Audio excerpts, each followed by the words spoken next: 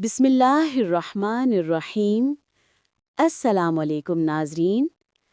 आज हम आपको ऐसा वाक़या सुनाते हैं जो हर उस शख्स के दिल पर दस्तक देगा जो कहता है, जिक्र में मज़ा नहीं आता, फ़ायदा नहीं हो रहा।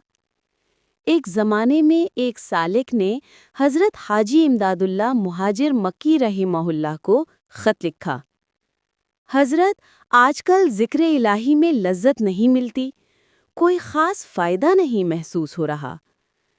हुजूर ने जवाब में ऐसी बात लिखी कि रूह लरस जाए, दिल कांप जाए।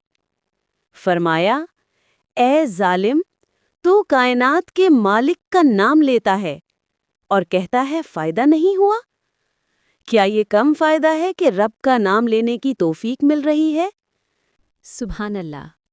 बुजुर्गाने दीन का फरमान है, ज़िक्र में लज़्ज़त आए या ना आए, ज़िक्र छोड़ो मत, क्योंकि बेलज़्ज़त ज़िक्र भी अल्लाह की ख़ास निस्बत अता करता है, दिल को शिफा देता है, बीमार दिल को पाक कर देता है, चाहे मज़ा महसूस हो या ना हो।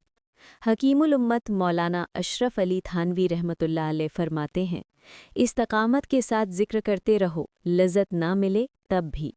लज़्ज़त का ना आना आजमाइश है, लेकिन ज़िक्र छोड़ देना नफ्स की ग़ुलामी है।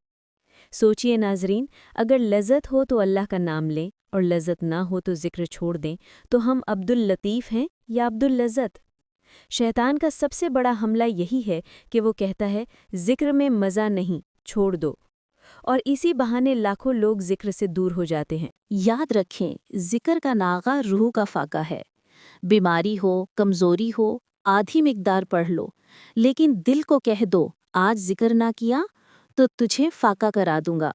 और आखिर में एक जुमला जो दिल में नक्श कर लें, रोटी नहीं छोड़ी जाती तो रोटी देने वाले का नाम कैसे छोड़ा जा सकता है।